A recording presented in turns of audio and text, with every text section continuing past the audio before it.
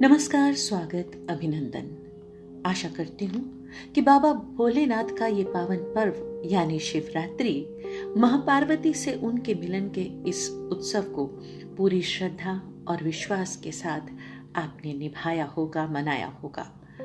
बाबा भोले इसलिए भोले कहे जाते हैं कि वे अपने भक्तों के बड़े ही सीधे, सरल व्यवहार और सच्चे प्यार को स्वीकार कर लेते हैं। आज मैं किसी धर्म, किसी ईश्वर की ओर सांकेतिक नहीं हो रही, बल्कि बात कर रही हूं व्यवहार और प्यार की, उस स्पष्टता, सरलता के बारे में जो भक्त और भगवान के बीच है। तो क्यों नहीं रिश्तों के बीच? क्यों आपसी भेदभाव, मनमुटाव, छोटा बड़ा, कम ज्यादा की तुलनाएं हमारे जीवन में कटुता लाती हैं, हमें एक दूसरे से दूर करती हैं, हमें पाप का भागी बनाती हैं। एक बार इसकी लत लग जाती है तो व्यक्ति ऐसे स्वभाव और ऐसी सोच का गुलाम ही बन जाता है जो सर्वथा अनुचित है। ईश्वर की बनाई इस नायाब दुनिया में हर कोई जीव सजीव उसी की अनुपम कृति है। फिर कहूंगी कि उसके प्रति अपने विचारों को कटु करना हमारी बड़ी भूल है। कदापि ना करें, और यदि कर रहे हैं तो प्रयत्न करें कि इस गर्त में गिरने से बचें, स्वयं को रोकें। जीवन में ऊंचा उठने का प्रयास करना है, यही मानवता है, यही मोक्ष की ओर लेकर जाएगा। अन्यथा जीवन मृत्यु का ये चक्र आपको छोड़ ना पाएगा। बाबा भोलेनाथ के सांवले सलोने स्वरूप और सादगी से एक कहानी याद हो आई। थिरक उठे घुंघरू। आइए सुनाती हूँ आपको। न्यू एडमिशन के बाद पहले दिन लड़कियां डिपार्टमेंट में इकट्ठी हुई थी। सुंदर सजी धजी, तरह तरह की वेशभूषा, खुशबू, किसी किसी ने तो साज श्रृंगार भी किया था।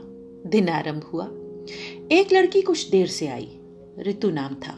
टीचर से पूछा और क्लास में एंटर हुई। सांवला रंग, कस के बनाई हुई चोटी, लंबे बाल, सादी वेशभूषा, चुन्नी संभालती हुई क्लास में सबसे पीछे अलग जा बैठी। किसी ने कुछ खास ध्यान ही न दिया। शायद पहला दिन था इसलिए। लास्ट पीरियड स्मृति मैम का था। अपनी आदत के अनुसार मुस्कुराती हुई स्मृति मैम क्लास में एंटर हुई तो सभी को बोला, गुड मॉर्निंग गर्ल्स। कई लड़कियां सवालिया नजरों से मैम को देखने लगी। एक तो बोल भी पड़ी, मैम गुड आफ्टरनून। स्मृति मैम ने कहा, ओहो, दैट मीन्स रोज थके हारे बुझे चेहरे और आफ्टरनून की फीलिंग के साथ। फिर मैं आपको वो सब कैसे सिखाऊं जिसे आपको आगे नन्हे बच्चों को सिखाना है? ऐसे कैसे आप चीयर अप रह सकेंगी, पॉजिटिव रह सकेंगी? क्योंकि आपको भी तो यही सिखाना है ना आगे चल के। सो मेरे लिए तो जब मेरा काम शुरू, मेरी गुड मॉर्निंग, आगे आपकी मर्जी। रितु सबसे पहले मुस्कुराती हुई बोली, गुड मॉर्निंग मैम। क्लास में सबसे एंड में वो मामूली सी दिखती लड़की इतना बोल के चुप हो गई। उसे लगा कि शायद वो क्लास से कुछ अलग थलग कर बैठी है। उसने आंखें नीची कर ली, लेकिन फिर उसके पीछे कई लड़कियों ने गुड मॉर्निंग कह के वातावरण को हल्का किया और सहमति जताई कि वाकई मैम लास्ट पीरियड तक आते आते एनर्जी लेवल डाउन हो जाता है और व्यवहार और प्यार की ताजगी बासी सी, लेकिन गुड मॉर्निंग में जादू है। एक मुस्कुराहट खुद ब खुद चेहरे पर आ जाती है और ये रोज का नियम बन गया। एक मुस्कुराहट मैम की तरफ से बच्चों तक जाती और पलट के 4 गुनी हो, 10 गुनी हो, 100 गुनी हो, मैम तक लौट आती। मैम लड़कियों से यूं ही एक दिन कह बैठी, आज मौसम अच्छा है। तो लड़कियां बोली, यस मैम। तो फिर आज नो पढ़ाई? सबके चेहरे कुछ और खिल गए। मैम ने कहा, हाँ हाँ बिल्कुल नो पढ़ाई, लेकिन खाली नहीं जाने देंगे हम। आज कुछ बॉलीवुड स्पेशल हो जाए, मीन्स अंताक्षरी। सभी लड़कियां सहमत हो गई। गीतों की झड़ी लग गई। जो जैसा जानता गाने गुनगुनाने लगा। मैम की नजर ऋतु पर थी। उसकी बारी आई तो वो बोली, मैम मैंने कभी गाया नहीं। तो मैम बोली, क्या हुआ बेटा, यहाँ कौन सा इंडियन आइडल की बात है? लेट्स हैव फन, शुरू करो और मुझे तो लगता है कि तुम बहुत मीठा गाओगी। वो चुप हो गई। 2 मिनट तक चुप भी रही।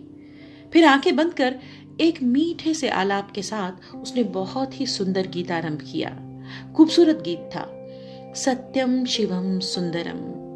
और सच में बहुत ही खूबसूरत से उस गीत को उसने निभाया भी बहुत खूबसूरती से। शिवम सा सांवला सलोना स्वरूप मीठी आवाज का मालिक था। मैम ने नोटिस किया कि गाते हुए उसके चेहरे पर खूबसूरत भाव उमड़ रहे थे। उसके गले की हरकतें उसके हाथों की मुद्राओं में झलक रही थीं, जो सिद्ध करता था कि गाती ही नहीं बल्कि ऋतु नृत्य भी सुंदर कर सकती है। मैम तब तो खामोश रही। बस गीत खत्म हुआ, तालियां बजी और छुट्टी की घंटी भी। अगले दिन स्मृति मैम ने उसे बुलाया और पूछा तो उसकी आंखों में नमी आ गई। कहने लगी, मैम स्कूल टाइम में ग्रुप सॉन्ग में तो गाने का मौका मिला था, वो भी पिछली लाइन में खड़े होकर, लेकिन मेरे सांवले रंग ने कभी नृत्य का भागीदार होने ही नहीं दिया और फिर मैंने भी कभी कोशिश नहीं की। सुनकर स्मृति मैम का दिल आहत हो गया। कला कब रंग भेद देखती है, हुनर कब किसी की संपत्ति है। कौन होते हैं वो लोग जो कलाकार की आत्मा को, उसकी कला को आहत करते हैं और बाहरी सुंदरता को देख हुनर को दबा देते हैं। बड़ी ही शर्म की बात है। लेकिन बेटा अब ऐसा नहीं होगा, स्मृति मैम बोली।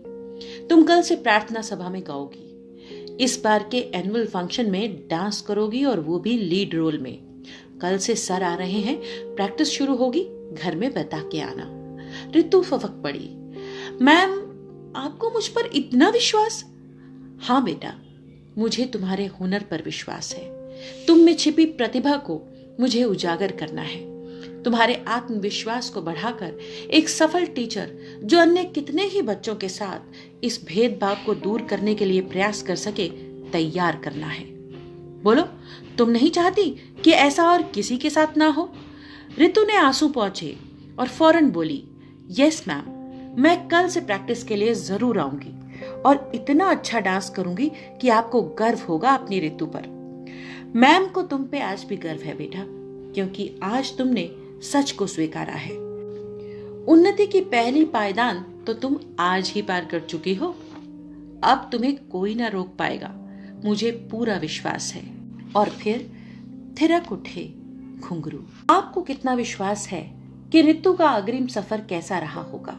उसका रास्ता लाख मुश्किल रहा हो, लेकिन लक्ष्य सज चुका था। क्या आप किसी ऋतु की व्यथा से वाकिफ हैं, या फिर स्मृति मैम जैसी परख या बड़ा फैसला लेने की हिम्मत रखते हैं? जरा टटोलिए तो। फिर मिलती हूं मैं आपकी दोस्त पुनीता। मेरा नमस्कार।